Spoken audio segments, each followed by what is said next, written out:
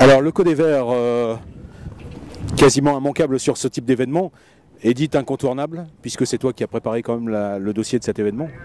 Oui, bien sûr, comme tout sur tous les gros événements en ce moment en France, où nous faisons tous les dossiers pour les préfectures, pour les déclarations en préfecture ou les autorisations, et tous les dossiers environnementaux qui vont avec.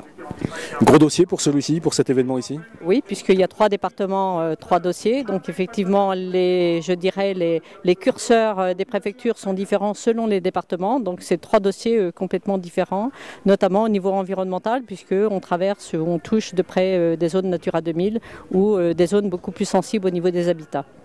Alors quelle est la clé pour monter un dossier correctement?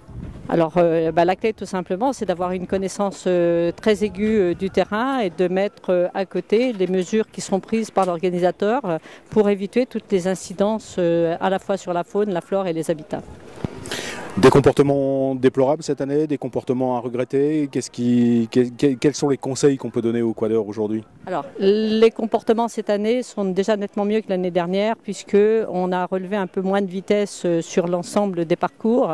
On avait fait signer une charte de bonne conduite à tout le monde. Bon, on regrette que la plupart d'entre eux n'aient pas intégré intellectuellement cette charte de bonne conduite pour la mettre de manière très objective en application sur le terrain.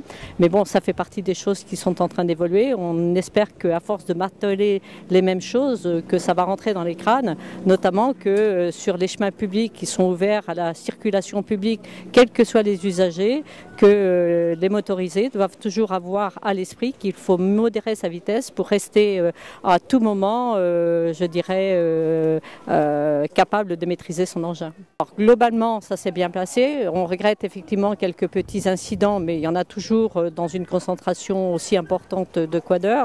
Je crois que globalement, sur 350 quadeurs, on a encore à peu près 30 quadeurs dont on a déploré le comportement. On a peu d'incidents regrettables sur les parcours, bon, quelques-uns sur le trial ou sur le terrain de motocross, mais globalement, dans l'ensemble, on n'a pas d'incidents vraiment notables à déplorer. Alors avec Thierry qui est également incontournable sur ce type d'événement, l'homme à la pipe, qui était quasiment défiguré hier puisqu'il avait paumé sa pipe. C'est ça, perdu. Donc c'est vrai que j'avais peur que personne ne me reconnaisse, donc c'est compliqué. Et qui m'a même dit d'ailleurs, c'est un comportement écologique, puisque fumer la pipe au Caudet Vert, c'est quelque chose de pas de mégot. Et voilà, on ne jette pas de mégot dans la nature. Donc, écologique. Alors je t'ai vu tout à l'heure quand même un peu bouillonnant. Réaction particulière? Bah, tu sais, tu me connais depuis assez longtemps, je suis assez entier de caractère et quand ça me convient pas, ça se voit très vite sur mon visage. J'ai vu des comportements que je veux plus voir et puis voilà quoi. Du respect, c'est du bon sens et du respect. Et ça, il y a quelques-uns qui n'ont pas la case. Alors fort heureusement, ça reste quand même quelque chose de marginal. Bien sûr, c'est toujours marginal, mais et le problème c'est qu'ils s'émulsionnent un petit peu entre eux. Alors pourquoi le Caudet Vert est toujours présent sur ce type de manifestation? Tu sais, maintenant, moi je passe mon temps avec les organisateurs au téléphone, donc je pense qu'on ne peut plus les laisser tomber. Il y a un vrai besoin de renseignements, il y a un vrai besoin de travailler en commun, il y a un vrai besoin de... On sent qu'ils sont demandeurs. Autant avant, on est sur un événement, on montait le salon, on vendait des adhésions, point. Aujourd'hui, on n'en est plus là, quoi. Aujourd'hui, le fait de monter la tente, on a presque fini le boulot avec l'organisateur, quoi. Maintenant, c'est un travail en amont. C'est bien évident qu'il faut que les concessionnaires, les gens qui amènent des groupes, s'imprègnent bien de ces chartes qui sont différentes selon les endroits. Il est bien évident qu'on ne roule pas de la même manière dans le nord de la France, dans la plaine, qu'on roule dans un terrain de bocage ou un terrain accidenté comme on a un petit peu ici. Donc ça, il faut intégrer que les problématiques, selon les endroits, elles sont différentes parce que d'abord, les cultures locales sont différentes et qu'on se doit, quand on est dans la nature, quand on est dans les campagnes, à respecter la culture des gens. Et je dirais, c'est une question de savoir-vivre, c'est une question de savoir-être, de savoir se dissoudre dans l'espace sans justement apporter, je dirais, l'opprobre sur soi. J'ai rencontré des concessionnaires qui étaient sensibilisés, qui étaient sensibles effectivement à ce type de comportement. Cette charte, elle existe, on peut la télécharger sur votre site ? Alors, nous avons les 10 commandements de Codéver, qui aujourd'hui, les 10 conseils de Codéver, qui aujourd'hui, effectivement, bon, ils existent depuis longtemps, mais peut-être qu'il faudrait qu'on la retravaille, mais sur chaque département, là où il y a des commissions départementales, des espaces sites et itinéraires, on travaille sur des chartes spécifiques pour les motorisés. Là, nous sommes dans le département de l'Allier, et il y a un gros travail qui est fait, notamment, et Thierry assiste à toutes les commissions, qui est faite sur la mise en place de cette future charte. Comme il y a une charte de la montagne bourbonnaise, bon, de plus en plus on voit que sur le terrain il y a des applications de charte, de manière à les diffuser, de manière à ce que chaque motorisé s'en imprègne, hein, qu'il soit en groupe, qu'il soit dans une association, qu'il soit avec un concessionnaire ou individuel. Bon, ça c'est un travail de communication qui est encore difficile à faire passer. On n'a pas encore tout acquis dans ce domaine-là. Je crois qu'aussi il faut savoir que, faudrait que les motorisés, quand ils montent sur leur machine, qui ne se croient pas comme au Moyen-Âge, quand on montait sur son cheval et qu'on était les rois du galop, on n'est pas les rois du motorisé. Et une charte ne règle pas tout. Malheureusement, on sait aussi ceux qui vont mettre la charte sous le siège, que comme on pourrait dire, ils sont assis dessus, quoi. Je l'ai signé, c'est bon. Voilà, je l'ai signé, c'est bon. Ouais. Gros dossier en préparation pour vous prochainement ?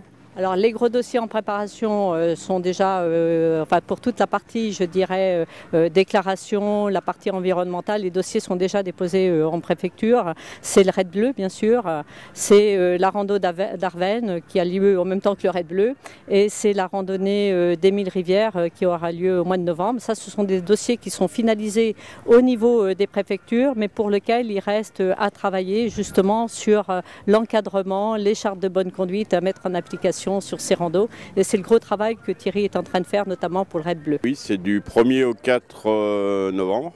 Tu nous l'as bien vendu quand même hier soir. Bah, j'ai essayé, ouais, mais bon, c'est quand même une édition mythique qu'il faut se battre pour garder, quoi. Oui, tu peux nous parler un peu de cette organisation ? Bah, c'est une grosse organisation, on est 110 personnes. Tu parlais de charte, ça fait 2 ans qu'on a une charte établie qui est spécifique au Raid Bleu. On va renforcer encore et encore depuis des années. Je saoule aussi Dominique, comme tu m'as dit. Je saoule aussi Dominique pour qu'il y ait de plus en plus de personnel d'encadrement. Donc cette année, on va être à plus de 110 personnes qui vont gérer le Raid Bleu. Voilà, c'est 800 km de piste, donc c'est quand même un événement, c'est un accueil très particulier. On est au milieu des vignerons qui nous accueillent avec que du bonheur. Et ils sont contents de nous voir et ils soutiennent la manifestation. Donc voilà, c'est vraiment une très belle manifestation. Maintenant, il faut se battre pour la garder. Vous êtes quadeur, il faut l'avoir fait au moins une fois dans sa vie, quoi. Oui, quadeur, il faut l'avoir fait une fois dans sa vie. Mais on l'a fait, on s'en rappelle. Combien de participants au quad ? L'année dernière, il y avait un peu plus de 200, il y avait 240 participants. Ça représente aussi 60 quads d'encadrement simplement pour la partie quad, plus les 4x4 qui seront pour les aider sur les passages délicats et compagnie. Quand tu dis on s'en rappelle, il y a 2 traces essentielles d'après ce que j'ai compris. Bah, on s'en rappelle parce que 800 km en 4 jours, c'est vrai que le dernier jour les bras font un peu mal. Ce qu'il faut, et puis bon, il y a des passages mythiques, hein, la piste du gaz, la montée des racines avec tous les gens du CERN qui sont là pour la nuit pour nous accueillir. Oui, c'est vrai que c'est quand même des moments, c'est un vieil événement, donc il a ses habitudes, quoi. Mais c'est vraiment un bel événement. Le Codéver aujourd'hui, c'est combien d'adhérents ? 4000 adhérents purs. 225 clubs et tous les gros partenaires du quad, du 4x4 et de la moto qui nous soutiennent depuis des années, avec un retour en force quand même de gros personnages du 4x4. Je suis quadeur, est-ce que j'ai intérêt à adhérer au Codéver ? Bien sûr, c'est une action militante avant tout. C'est une action qui sert quand même à déjà nous donner les moyens de travailler. C'est évident, vous avez inclus la protection juridique, mais ça j'aime un peu moins parler parce que je recherche surtout l'action militante et également des gens sur le terrain qui sont prêts à devenir nos délégués parce qu'on en manque encore dans quelques départements en France. Et c'est important puisqu'on sait que les départements où il y a un vrai travail de fait, les portes se ferment moins. Alors pour, je dirais, corroborer ce que Thierry vient de dire, je rajouterais qu'adhérer à Codéver, c'est nous donner les moyens et mutualiser, je dirais, nos informations et de permettre également qu'ensemble, on prenne les directions de nos avenirs. En tout cas, il me reste à vous remercier pour le travail que vous avez accompli et la réussite de cet événement. Longueville-Côte-d'Ailleurs. Et merci aux médias de nous suivre sur l'ensemble des événements aussi.